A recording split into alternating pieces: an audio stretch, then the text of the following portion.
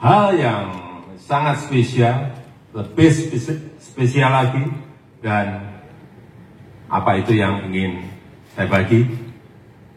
Saya ingin berbagi visi, berbagi mimpi besar, berbagi cita-cita besar bangsa ini. Tadi dalam perjalanan saya dari istana ke tempat ini, saya membayangkan akan jadi apa, akan menjadi seperti apa Indonesia ini di 100 tahun kemerdekaannya, yaitu tahun 2045. Kemudian saya flashback gedung ini, Jakarta Theater, di sekitar tahun 1970-an. Ini adalah tempat yang paling megah di Jakarta saat itu, tahun 1970. Dan tahun tahun 1970-an, saya belum menginjakkan kaki saya di Jakarta. 1970 belum pernah ke Jakarta saya. Masih di Solo, masih di bantaran sungai rumah saya. Habis kena gusur. Iya benar, tahun 1970. Dan masih desa banget. Tapi di tahun 2023 ini, saya berdiri di sini sebagai Presiden Republik Indonesia. Artinya apa? Dalam 50 tahun, perubahan signifikan itu sangat bisa terjadi. Jika kita berani, jika kita mau, dan jika kita punya nyali. Jika kita punya nyali. Bertekad, berusaha keras, bekerja keras untuk berani melakukan lompatan. Inilah yang kita perlukan. Bapak, Ibu, dan saudara-saudara sekalian yang saya hormati, 2030-an kita akan mengalami puncak bonus demografi. 68,3 total penduduk Indonesia berusia produktif, yang ini terjadi hanya satu kali dalam peradaban sebuah negara. Bonus demografi itu hanya terjadi satu kali dalam peradaban sebuah negara. Ini bisa menjadi peluang, tapi ini juga bisa menjadi sebuah bencana kalau kita tidak bisa mengelolanya. Saya baca di berita, ini di negara yang lain, saking sulitnya mencari kerja, lulusan S2 yang seharusnya bisa menjadi guru, saat ini menjadi tukang sapu. S2 di sebuah negara di Afrika di 2015 juga mendapatkan bonus demografi. Tapi dalam 7 tahun justru yang terjadi pengangguran melonjak menjadi 33,6%. Saya tidak usah sebut negaranya mana, tapi saya yakin Bapak, Ibu, dan saudara tahu. Dan kita tidak ingin terjadi seperti itu. Oleh sebab itu, kita harus bekerja keras. Sekali lagi, kita harus bekerja keras memanfaatkan peluang ini. Kita harus punya perencanaan taktis. Bukan perencanaan, tapi perencanaan taktis. Visinya juga visi taktis.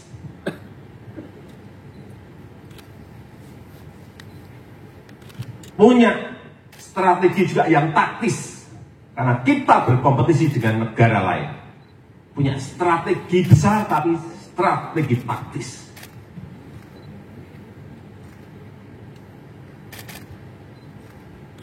Itu yang dulu-dulu kita nggak memiliki.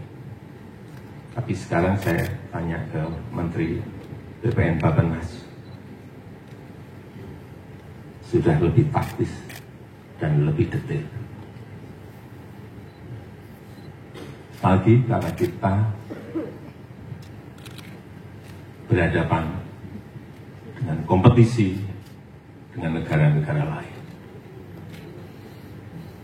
Tidak bisa lagi kita kayak dulu-dulu memakai istilah-istilah yang absurd. Pengembangan, apa itu pengembangan? Penguatan, apa itu penguatan? Pemberdayaan, harus to the point apanya? Harus taktis apanya? Untuk membawa kapal besar Indonesia menggapai cita-cita Indonesia Emas 2045.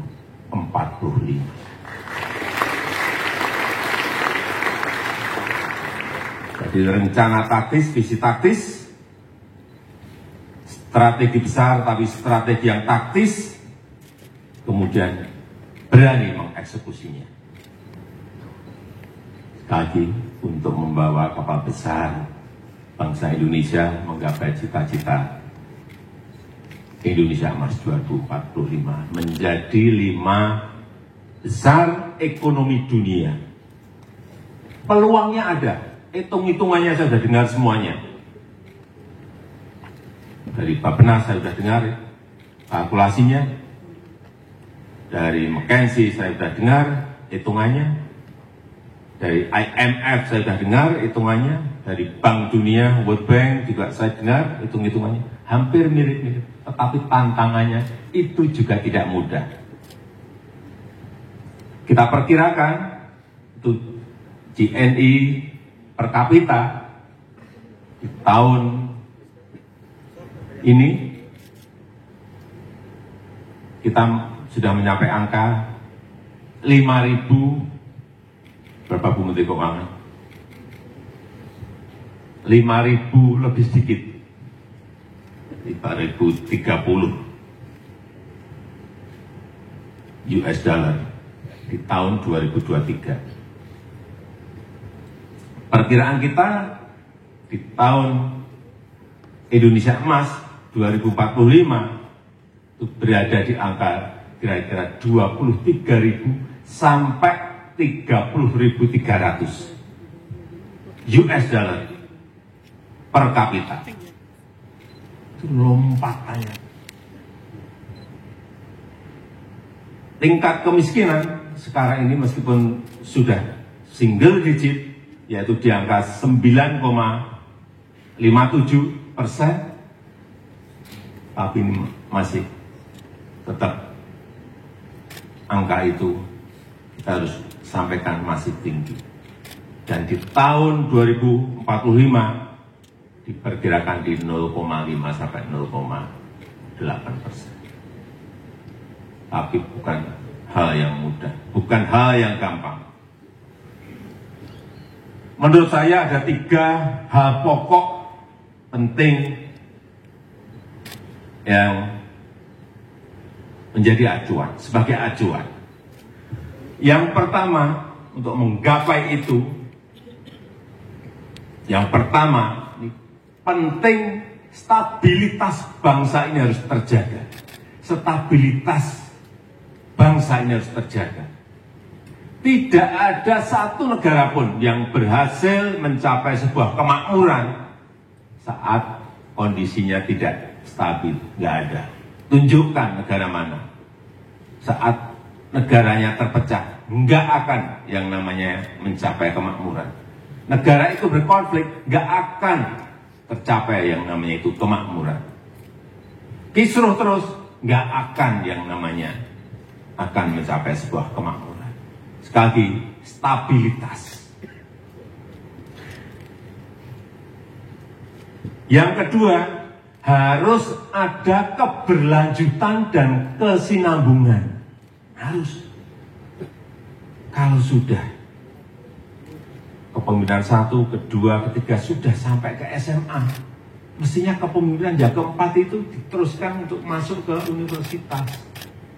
Jangan balik lagi ke SD lagi. Setuju? Kepemimpinan itu ibarat tongkat estafet. Sekali lagi, kepemimpinan itu ibarat tongkat estafet. Bukan meteran pom bensin. Kalau meteran pom bensin itu, Pak, dimulai dari nol ya. Sama ditunjukkan ini.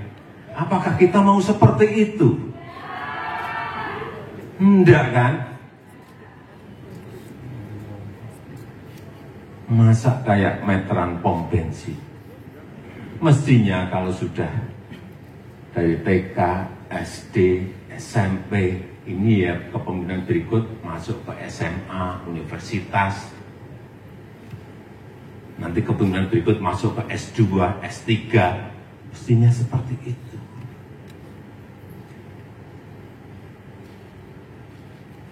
Tidak maju mundur, boco-boco, enggak. Dan pembangunan Indonesia sentris penting. Hilirisasi industri sangat penting. Inilah nanti yang akan melompatkan kita. Kalau hilirisasi ini berhasil, akan melompat. Membangun misalnya urusan hilirisasi mineral, membangun ekosistem EV baterai. Bagaimana yang dulu kita ekspor hanya mentahan, nikel ekspor hanya mentahan, bisa jadi katot, bisa jadi prekursor, bisa jadi lithium baterai. Bagaimana mencapai ekosistem besarnya ini? Ini yang tidak mudah. Perlu kerja detail, perlu dicek terus di lapangan. Itu pun bisa meleset. Apalagi tidak. Perkebunan. Hasil-hasil perkebunan jangan diekspor mentang-mentang saja. Crude, palm oil, CPO. Kenapa nggak dibuat barang setengah jadi dan jadi? Bisa sabun, bisa kosmetik, dan lain-lainnya. Rumput laut. Kita punya potensi yang sangat besar sekali. Tapi jangan diekspor mentahan. Sekarang rumput laut itu bisa dijadikan biofuel. Saya perlu lihat, kaget juga saya. Lihat di Jerman. Artinya potensi ini besar. Tetapi tantangannya juga besar.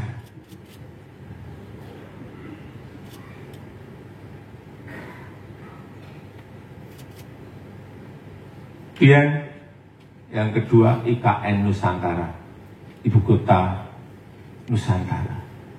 Banyak yang bertanya ke saya, itu apa sih Pak?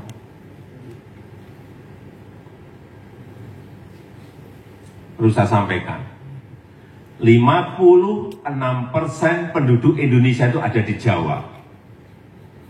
Dan yang terpadat itu di Jakarta. 56% penduduk kita ada di Jawa, berarti 149 juta dari 17.000 pulau, itu 149 juta itu ada di Pulau Jawa. Itu perlu pemerataan. GDP ekonomi kita 58% itu juga ada di Jawa. Yang 17.000 pulau yang lainnya diberi bagian apa?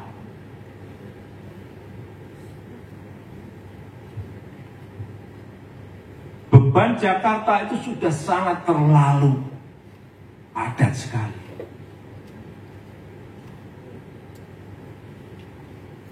Sebagai kota pendidikan, sebagai kota pariwisata, sebagai kota bisnis, sebagai kota ekonomi, sebagai kota pemerintahan,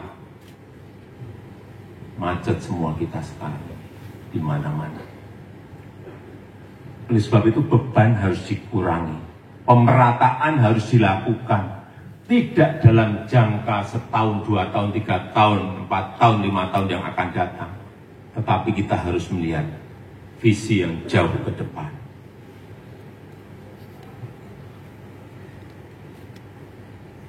Oleh sebab itu, hilirisasi IKN Nusantara ini harus diperkuat, harus dilanjutkan, harus ditingkatkan. Dan yang ketiga adalah SDM, sumber daya manusia. Ini kekuatan besar kita. Tapi juga jangan hanya menang dari segi jumlah, tetapi juga harus dari segi kualitas SDM-nya. Baik secara fisik,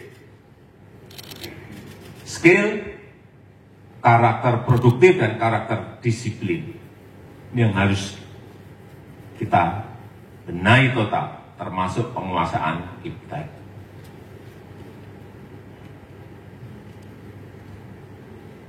Ini Korea Selatan,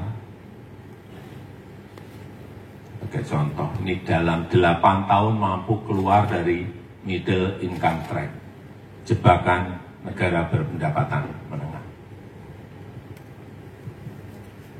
Angkanya di tahun 1987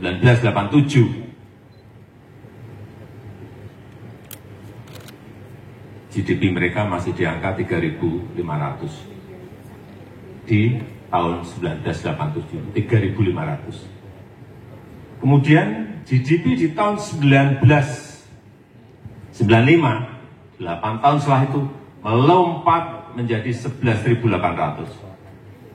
Lompatan seperti inilah yang perlu kita tiru, perlu kita contoh. Karena apa? Karena kualitas SDM-nya yang fokus pada teknologi dan produktivitas. Bapak, Ibu, dan saudara-saudara sekalian, Indonesia Emas tidak bisa hadir otomatis. Tapi, sekali lagi, butuh direncanakan dengan baik. Butuh fokus yang sama. Butuh panduan. Butuh haluan. Sehingga saya harap RTJPN yang diluncurkan ini dapat menjadi pedoman kita bersama. Apa sih pedoman kita? Ada di situ. Dan terlepas dari itu semua, bagaimanapun baiknya sebuah perencanaan, bagaimanapun baiknya sebuah perencanaan akan sia-sia jika tidak dibarengi dengan kemampuan eksekusi yang baik. Nggak ada artinya. Oleh sebab itu, untuk mencapai Indonesia Emas 2045,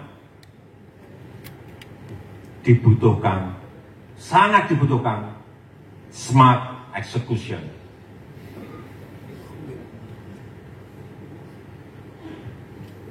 Dan dibutuhkan smart leadership. Oleh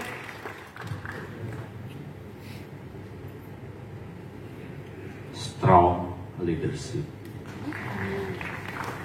yang berani dan pandai mencari solusi dan yang punya nyali.